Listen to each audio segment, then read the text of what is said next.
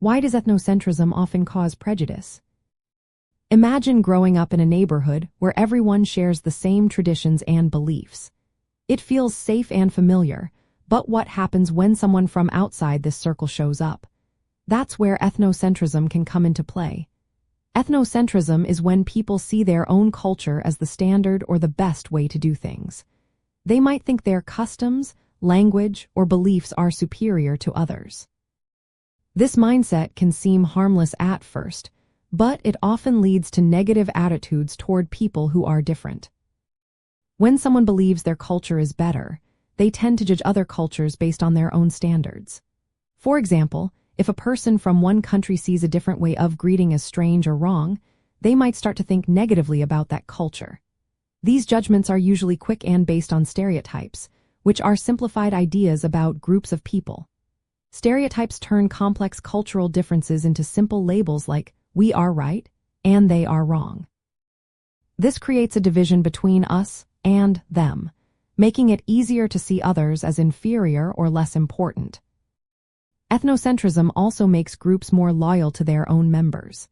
It creates a sense of belonging and unity within the group, but it can also push outsiders away.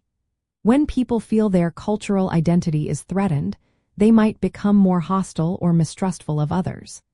This can lead to discrimination or even conflict, especially if resources are limited or if there is a history of tension between groups.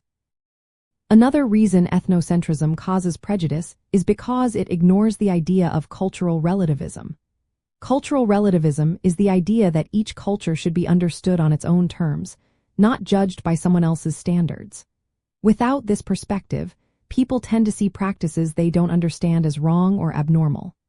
For example, some cultures have different family structures or dietary customs that might seem strange to outsiders.